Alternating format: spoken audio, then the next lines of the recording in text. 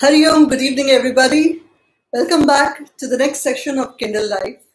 What a marvelous time we are having going through this journey of knowing ourselves, knowing about our culture, knowing about spirituality, understanding what is the meaning of life, and to find out what exactly is the purpose that we are destined for.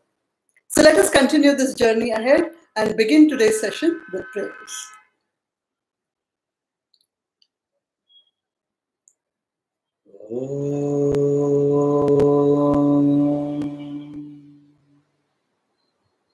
समस्त जन कल्याणी निरतं करुणामयं नमामि चिन्मयं देवं सद्गुरुं ब्रह्मविद्वरम्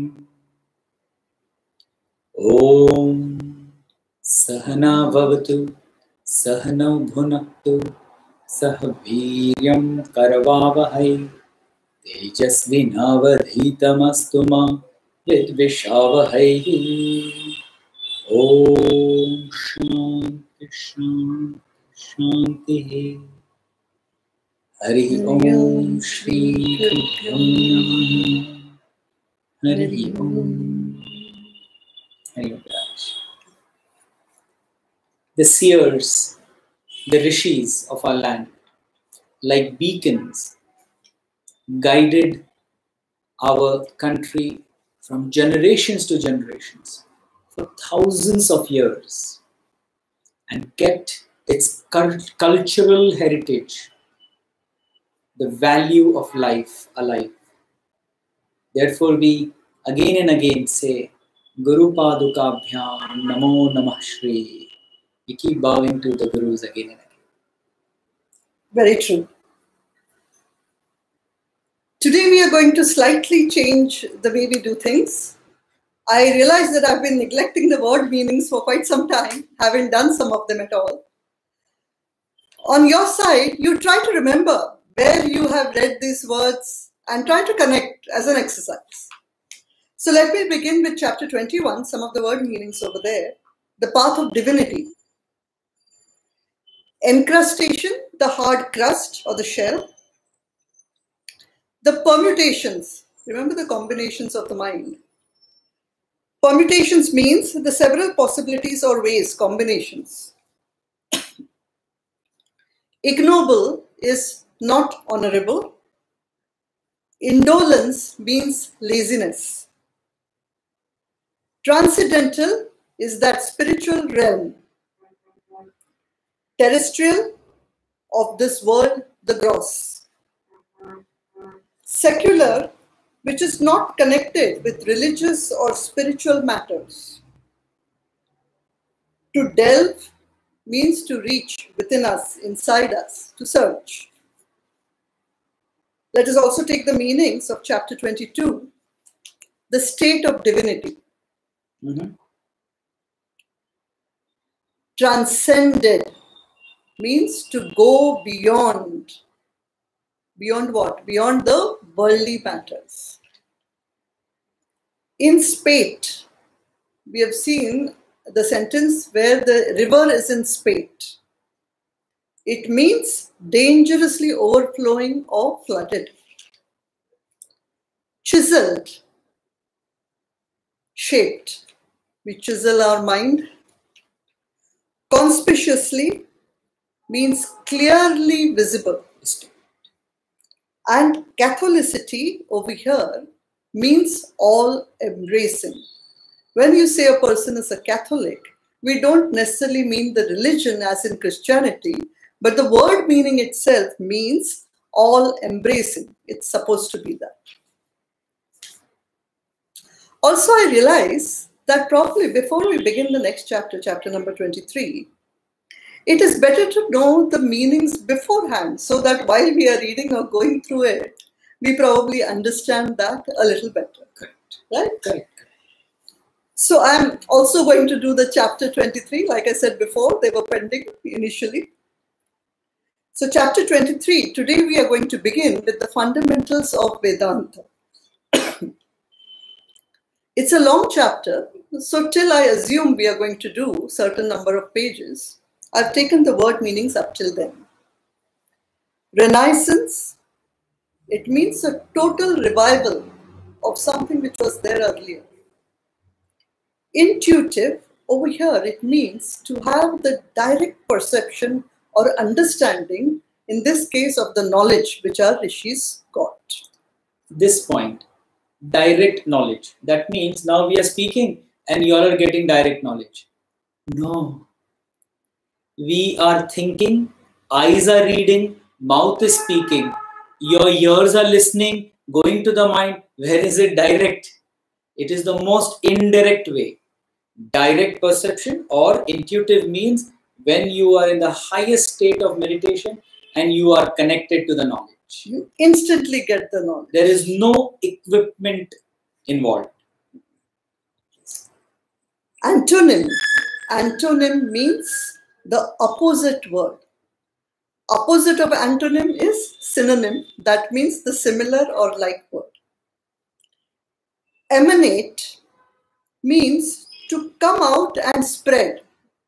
A fragrance emanates from a flower. So in that way. Spirituo-physical personality. This is a phrase you will come across in this chapter. The spiritual means the consciousness, and the physical personality, as you already know, it consists of the body, mind, and intellect. So these are the meanings. Yes, there are two more. Consciousness. I've said that is the gross consciousness, and the gross body relates to the spirituo-physical. And the last meaning is mystic. Mystic means one who is connected to God or is completely into spirituality. Such a person is known as a mystic. All right. So let us begin today's session. Yesterday we had left it at what makes a man, or what is a man. As the thoughts, so the mind. As the mind, so the man. We had seen the problems that a man faces, and the solutions to that were also given. That a change in thoughts can be effected by three methods, namely by reducing the quantity of thoughts, by improving the quality of thoughts, and third, by giving a different direction to the thoughts. We've also seen that a man can reach the highest spiritual goal in four methods or yogas, which is known as Karma Yoga, Bhakti Yoga, Jnana Yoga, and for the average person, the Hatha Yoga. We will talk about this later, and you will see that as you read on, you will come across all of this again. So let us now begin with the reading of chapter number 23, the fundamentals of Vedanta. Civilization of society increases with culture and breaks down as cultural values deteriorate. As we have seen, the fall of the Egyptian, Greek, and Roman civilizations. Bhagwan Vyasa arrested the deterioration in Indian culture by compiling the Vedas. The Buddha, in his time, revived it. Once again, in Bhagwan Shankara's times, the culture of the country had deteriorated. When culture deteriorates, there is an increase in barbarism and immorality. Philosophy is misinterpreted and utter disaster follows. Shankara appeared at such a stage and brought about the great renaissance in Hinduism. Thus, many such mighty masters have contributed towards the maintenance of the great culture of this country. That is what is very important to note. That from time immemorial, we have seen great masters coming in the field of action. When we generally speak of rishis or sannyasis, we imagine them only in the Himalayas, or we think that of them as only inside the caves. Yes, they are contemplative, But there are missionary zeal rishis and great masters who come down from the height of their achievement, their meditation, and they come and spread the knowledge as they see the deterioration in the culture. Right from Bhagwan Vedvyas. At the time of Mahabharata, he was there to give right guidance, to show the common people what is the right thing. Further down, we have spoken of Bhagwan Buddha. In his time, when he came, he did the same thing what the rishis were supposed to do. Spread the right knowledge in the right manner. Revive the culture and uphold the values and virtues. Similarly, Shankara. Whenever you hear the word Shankara, it means Adi Shankaracharya, not Shivji. Shankara here means Adi Shankaracharya. In his time, he came and spread the knowledge. Much later, Swami Vivekananda. Post Swami Vivekananda, great gurus like Gurudev. This parampara hasn't stopped. Therefore, till date, you remember just 2 days, 3 days ago, we celebrated on Sunday from Vyasa, Bhagwan Ved Vyasa till now. So pranams to all our pranams gurus. to all gurus. We will later on, perhaps after we finished the reading of Kindle Life, tell you a little more about the saints and what their role was in society in the world. But for now, let us continue. Hinduism does not center around any particular personality or book. In ancient India, men of wisdom spent their days in the lap of nature's beauty and luxuriance. The valleys and the forests of the great Himalayas and the sacred Ganga were the teachers who kindled in their hearts a hunger to know the mysteries of the power that gives life to the lifeless. The reflections and the revelations of these perfect masters formulated the scriptures, which later came to be known as the Vedas. This is a great peculiarity of Hinduism. You will see that most religions have got either a personality, like in Muslims, the Saint Muhammad Prophet, or in Christians, the Jesus Christ, in Sikhism, Guru Nanak, and so on. Or there will be a particular book which they consider as their God, in fact. It is written by a particular person. But in Hinduism, there is no such author. There is no authorship given to any of our books, or in fact the whole culture, or today what we call as Hindu religion. There is no one person whom we say, okay, he is the founder of Hinduism, or okay, this is the book of Hinduism. So that is not present in Hinduism at all. There is no authorship, and there is no single person upon whom the religion is based. It is based purely and purely on knowledges, and Vedas are considered as the Praman, or the basis of Hinduism. Going further, the Vedas are 4 in number, namely the Rig, Yajus, Sama, and Atharvana. Each Ved is divided into 3 sections. They are called Mantra, Brahmana, and the Upanishad or the Aranyaka. In the mantra portion, we find the ecstatic admiration of nature's beauty expressed in lyrical poetry by these contemplative seers. The Brahmana portions deals with the rituals and sacrifices. They are meant for mental integration and self-purification. The last portion contains the philosophic wisdom known as Vedanta. So, besides the Vedas, Shruti, the scripture literature of this country, includes The Smritis, Itihas and Puranas, which contain philosophy, ethics, social sciences and laws of society and so on. So what have you understood so far? Correct. Now we need to see. That the Vedas itself, initially all the knowledge was there with the rishis.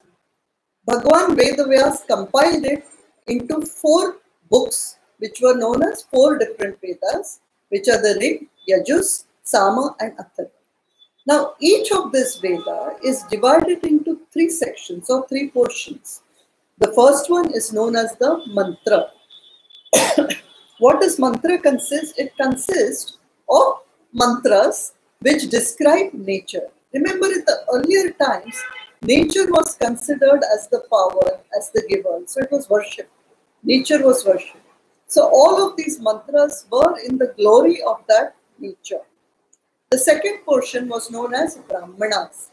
These Brahmanas consisted or had the knowledge of mainly rituals and sacrifice. Sacrifices in terms of yajnas. And the third portion is the Upanishad or the Aranyakas, which contains the philosophy or the understanding of the knowledge behind everything. So that portion was known as the Vedanta or Vedanta.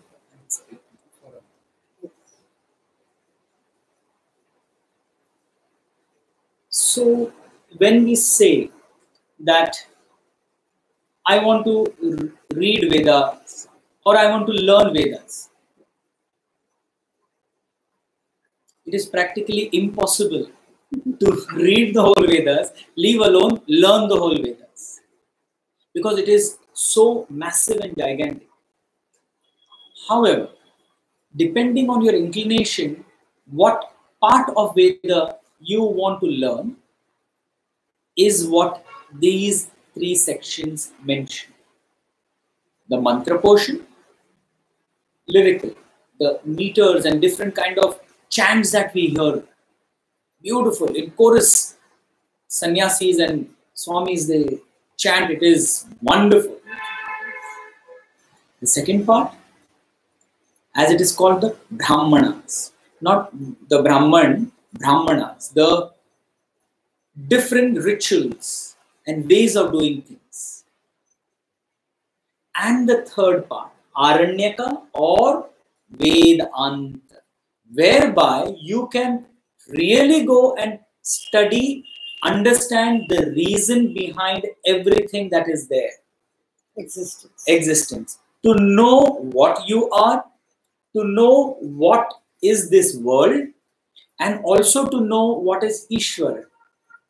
And also, finally, what is the correlation of all of these 3 together. So the knowledge aspect, the understanding aspect is Vedanta. And that is what we are learning here. That's why Gurudev has put it so distinctly that it is the chapter of Vedanta now. Fundamentals of Vedanta. Please, Rashi. Yeah, and please, when we say that it is very difficult for Vedas to be learned, it is for normal people, for average people. Even today, there are many saints and great masters who know all of this knowledge. So it is, when we speak about not being possible, it is only for the average man. Besides the Vedas, Shruti. Now, Vedas are known as Shruti.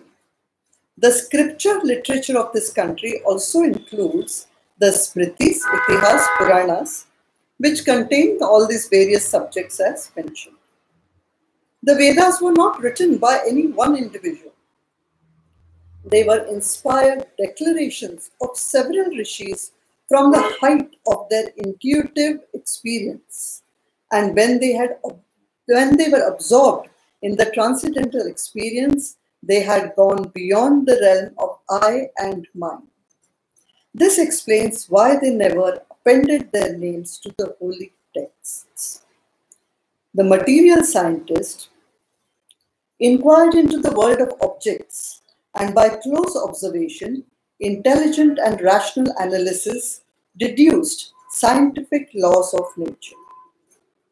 the rishis undertook with the same process of analysis and deduction the subjective inquiry into the personality of man and gave out philosophy and religion.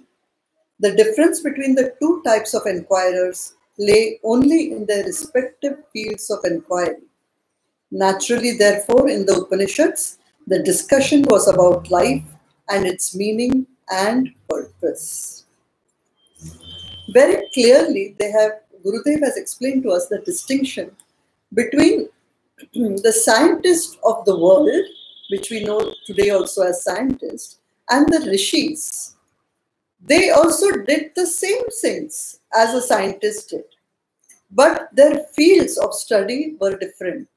For the rishis, it was the subjective inquiry, and for the scientist, it was the objective inquiry.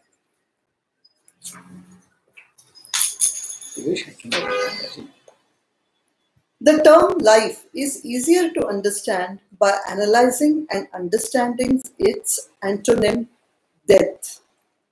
An organism is said to be dead, and when it completely ceases to receive or respond to the stimuli from external objects. In other words, death is a state of total cessation of experience. Life, therefore, is defined as a continuous series of experiences. Anubhava dhara. Very clearly, now we have understood the difference between life and death. When life comes to an end or ceases, the experiences also cease or completely stop. Therefore, death means when the experiences have completely stopped. And on the other hand, life, therefore, is defined as a continuous series of experiences. Since life is a series of experiences, each experience becomes a unit of life, just as a brick is the unit of wall. The strength or weakness of a wall will depend upon the quality and texture of the bricks constituting it. Similarly, the type of experiences that an individual goes through will determine the character of his life. If his experiences are happy, his life is happy. And if they are miserable, his life is miserable. We have already touched this in chapter number 6. We've also known over there that happiness can be measured by the tranquility of one's mind. An individual gains an experience when he receives and responds to a stimulus from the external world. An experience, therefore, is constituted of the following three entities: the experiencer, the subject, the experienced, the object, and the experiencing, that is the relationship between the subject and the object. Please understand this clearly, that when we say we've had an experience, what does it mean? In an experience, there are three particular aspects. The first is the experiencer or the subject. Experiencer, the subject. What I'm experiencing is the relationship between the subject and the object. Here I am reading, the object is the book, which is known as the experienced. And that I am reading the book, my experiencing is the relationship between the subject and the object. The field of inquiry of the rishis was the experiencer, whereas that of the physical scientist was the experienced. Investigation about the experiencer is philosophy, while investigation about the experienced is science. The rishis tried to develop the inner personality of man and make him independent of the environment and happenings of his world. Thus, their goal was to raise the standard of life in man. The scientist, on the other hand, tried to beautify and make the world a better place to live in. Their attempt was, therefore, directed to raising the standard of living. On further analysis of an experience, we find that our experiences emanate from different levels of our personality. For example, when someone offers us coffee disrespectfully to us, Our physical personality may want it, but our emotional and intellectual personalities protest against it because of the attitude with which it is offered. The rishis made a thorough study and scientific analysis of the structure of the human being and formulated his spiritual-physical personality. They discovered that human personality comprises of the divine spark of life called the Atman, with the 5 layers of matter enveloping it. The Atman, or the self, is represented in the diagram by the sacred mystic symbol Om. The 5 concentric layers of matter enveloping the Atman are called sheaths or koshas. The term sheath indicates that it is a mere covering for something which is more vital. Just as the sword and its sheath remain separate from each other, so too there is no mutual contact between the divine spark of life and matter vestures covering it. We will try and understand this a little better. Over here, Gurudev has clearly explained that although we call spirituality as the science of life, there is a certain difference between the science of the world and the science of spirituality. The science of spirituality was done, or the study of science of spirituality was done by the rishis. And while the scientist is responsible for other scientific discoveries. So what are the main differences? Let us see in a rishi and a scientist. What I have done is I have made 2 columns over here. And I have given the experiencer is the subject. The experienced is the object. The experiencer subject, it was what the rishis delved into or studied. This study was called philosophy, while the scientist, when he studied all the objects of the world, and that study was known as science. When the rishis studied the subject, they did it so that they achieved 2 things. They developed the inner personality of the man, and second, they made a man independent of being dependent on other objects or worldly objects. While the scientific community, they had 2 objectives in mind. One was beautification, to make things better. And second, also to make the world a better place to live, to give us more comfort and luxury. So the goal of the rishis was to raise the standard of life. And the goal of a scientist was to raise the standard of living.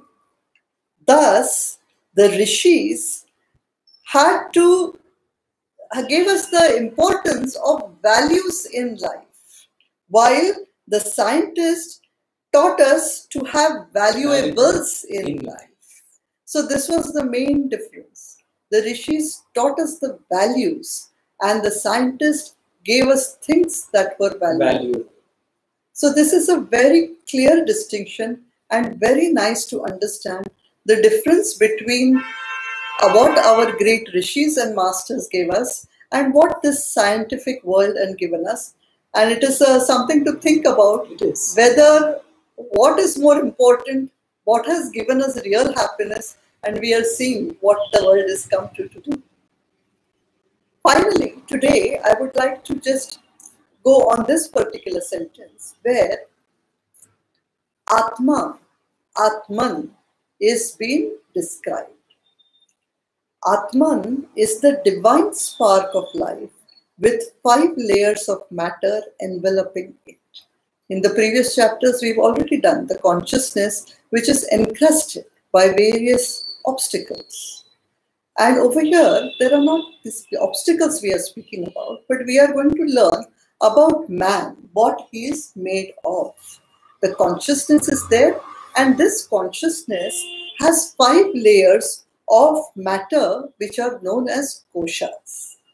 So very, very interesting subject topic, gives you great clarity to understand yourself and later to understand the connection of it with the world. So let us end our session over here today. I'm sure it has been a very interesting experience for all of you. Great to learn, great to think about and ponder.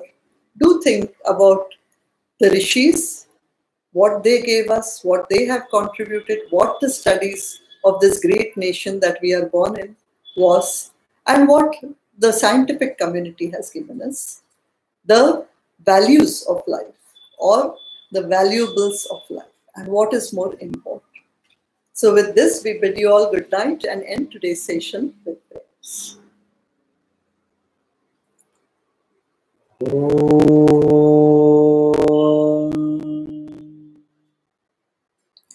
Asato ma satgamaya. It means, let me, take me from unreal to real. Tamaso ma jyotirgamaya. That means, from dullness, take me to bright liveliness. Mrityormamrutam gamaya, which means, from this death, fear of death, take me to immortality. Om Purnamada Purnamidam Purnat Purnamudachyate Purnasya Purnamadaya Purnameva Vashishyate.